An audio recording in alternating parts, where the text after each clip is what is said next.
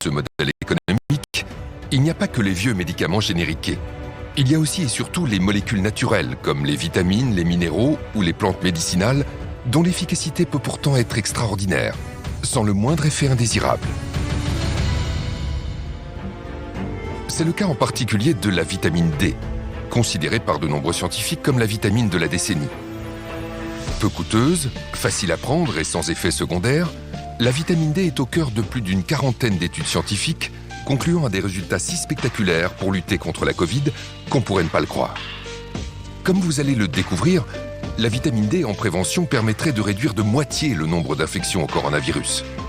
Mais ce n'est pas tout. La vitamine D en traitement aurait pu sauver la vie de milliers de malades hospitalisés. Professeur de médecine, de physiologie, de biophysique et de médecine nucléaire, le professeur Michael Holick est l'un des plus grands experts de la vitamine D dans le monde. Il est à l'origine de plusieurs études portant sur l'action de la vitamine D contre le coronavirus.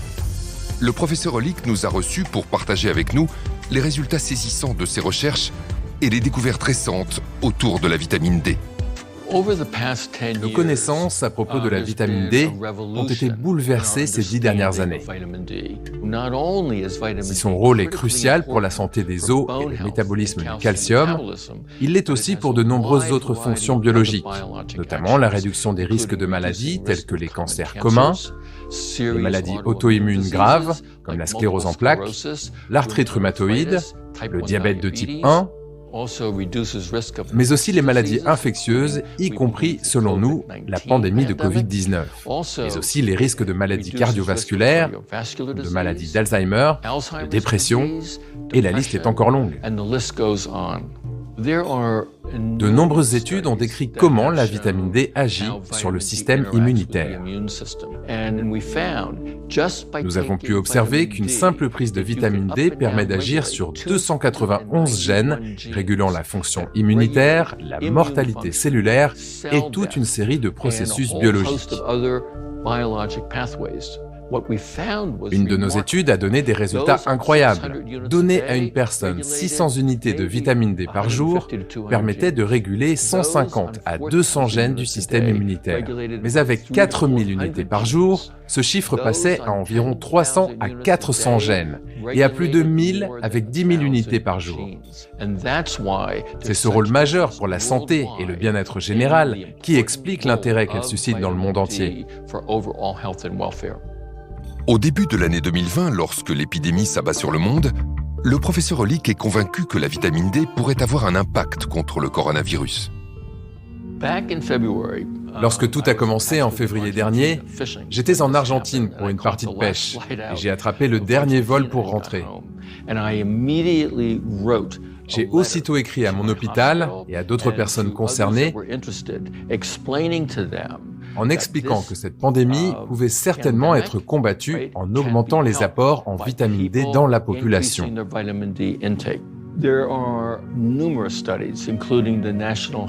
nombreuses études, dont les données de l'enquête nationale de santé américaine, ont montré qu'une amélioration du taux de vitamine D réduit les risques d'infection des voies respiratoires supérieures, dont la grippe et plusieurs virus du rhume, comme les adénovirus et les coronavirus. Nous connaissons le rôle très important de la vitamine D pour le bon fonctionnement du système immunitaire et la régulation de l'activité des cytokines. Or, l'une des principales complications de la Covid-19 est justement ce qu'on appelle l'orage cytokinique, à l'origine de nombreuses complications et de décès liés à cette infection. Il n'est donc pas surprenant qu'une amélioration du taux en vitamine D puisse contribuer à combattre cette maladie virale. Le professeur Holick n'est pas le seul à comprendre immédiatement l'intérêt exceptionnel de la vitamine D pour lutter contre la Covid. La vitamine D est absolument essentielle. Ça réduit, ça a été prouvé, les infections hivernales. Vous aurez des grippes moins fréquentes, moins fortes. Vous aurez moins de rhume. Vous aurez même moins de cancers. Il y a une très belle étude canadienne qui montrait que c'était 2 fois moins de cancer du sein chez les femmes qui avaient un taux de vitamine D suffisant par rapport à celles qui ont une carence en vitamine D. Là aussi, pourquoi n'a-t-on pas dit aux Français « Allez chez votre médecin, faites doser votre vitamine D ». C'est un complément alimentaire de base. S'il n'y en avait qu'un, ça serait celui-là peut-être. C'est une vitamine qui est fabriquée, qui est métabolisée par le soleil. Donc le soleil est important. Et pour que cette vitamine puisse avoir des effets positifs sur votre corps, il faudrait rester tous les jours, un quart d'heure à moitié à poil en plein soleil. Quand on n'a pas assez de vitamine D, le système immunitaire va réagir à l'excès. Et on sait que cet excès va causer des dégâts bien plus importants dans le cas du Covid-19 que ce qu'aurait infligé le virus. Et un poumon qui est trop attaqué et qui est l'objet d'un champ de bataille trop important va ne plus être fonctionnel et c'est comme ça que le patient va mourir asphyxié. Le problème du Covid, c'est un problème d'inflammation. Et lorsqu'on regarde les capacités anti-inflammatoires de la vitamine D, on devrait systématiquement le retrouver sur toute notre table au petit déjeuner.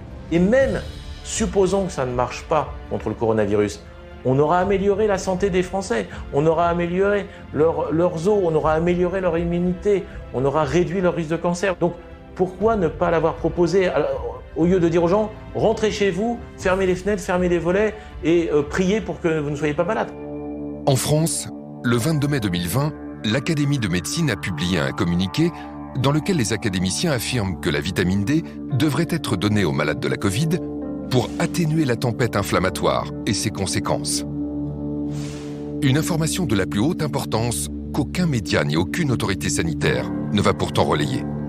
Le professeur Hollick décide alors de mener plusieurs études grandeur nature pour évaluer concrètement l'action de la vitamine D sur le coronavirus à différentes étapes de la maladie. Nous avons mené une étude aux États-Unis sur 191 000 patients atteints de Covid-19 et nous avons montré qu'une carence en vitamine D augmente de 54% le risque de contracter cette maladie. Et ce, quelle que soit votre origine ethnique, votre âge ou la région où vous vivez aux États-Unis. Les résultats obtenus par le professeur Hollick sont exceptionnels. Ils sont publiés le 17 septembre 2020 dans le journal médical PLOS ONE. Mais ce n'est pas tout. Non seulement la vitamine D réduirait de moitié les infections, mais en plus elle réduirait drastiquement la gravité de la maladie. Parallèlement, nous avons mené une autre étude pour déterminer si les patients hospitalisés pour des infections sévères présentaient ou non des risques accrus de complications et de décès en cas de carence en vitamine D. Et nous avons découvert qu'au-delà de 40 ans, les personnes ayant une carence en vitamine D présentaient un risque létal à 50% supérieur et qu'elles développaient beaucoup plus de complications liées à la maladie. Le professeur Hollick parle bien d'une baisse de moitié du nombre de morts avec de bons taux de vitamine D, ce qui est un résultat exceptionnel. Cela peut paraître difficile à croire, mais ces chiffres ont été confirmés par plus de 40 études internationales. Si l'on met en regard les personnes ayant pris ou non une supplémentation en vitamine D et ayant été contaminées, et que l'on analyse l'impact de la vitamine D sur la réduction des risques de complications ou de décès et les données scientifiques publiées, eh bien, il en ressort que cette vitamine pourrait diminuer de 40 à 50% les formes sévères de l'infection et le risque létal.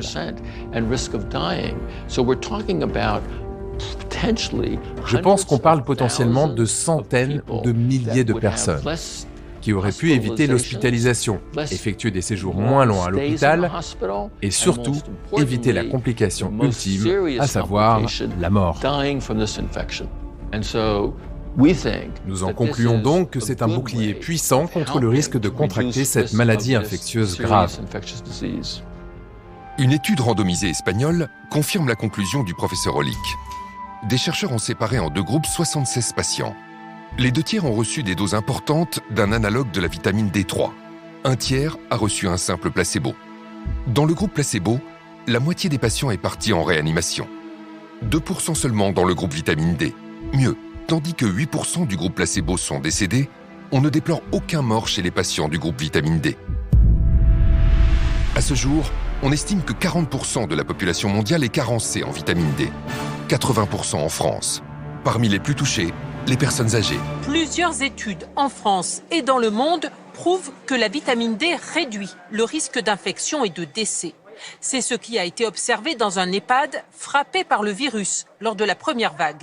La vitamine D a protégé les malades.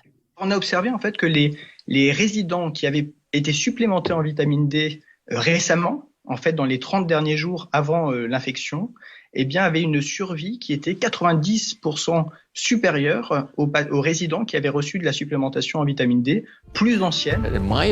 Je pense que les maisons de retraite devraient en prendre conscience et administrer systématiquement de la vitamine D à leurs résidents. Nous savons qu'ils sont susceptibles d'être à risque de carence en vitamine D et qu'ils courent un risque très élevé de contracter cette infection et d'en mourir. Aux États-Unis, j'ai recommandé d'administrer immédiatement 50 000 unités de vitamine D. Le message du professeur Hollick n'a toujours pas été entendu. Seule l'Angleterre a finalement décidé à l'automne 2020 de distribuer gratuitement une supplémentation en vitamine D à 2 millions de personnes âgées et vulnérables dans l'espoir de réduire leur risque de développer une forme grave de Covid-19. En France, comme dans d'autres pays, le silence des autorités est assourdissant. Quand on dit que la vitamine D peut aider à combattre cette maladie, cela soulève des interrogations. Les médecins connaissent le lien entre la vitamine D, le rachitisme et la santé osseuse, voire même peut-être l'ostéoporose chez la femme. Mais ils sortent rarement des sentiers battus. Ils ne savent pas qu'il existe une littérature impressionnante démontrant que les récepteurs de vitamine D sont présents dans le système immunitaire et qu'ils ne sont pas là pour rien. Mais le sujet mobilise peu. Il est peu exploité par les fabricants de médicaments, par les professionnels de la santé ou par les responsables de la santé publique, qui sont censés s'occuper du bien-être de la population. J'espère donc vraiment que nos études et celles qui sont en train d'être publiées finiront par attirer l'attention.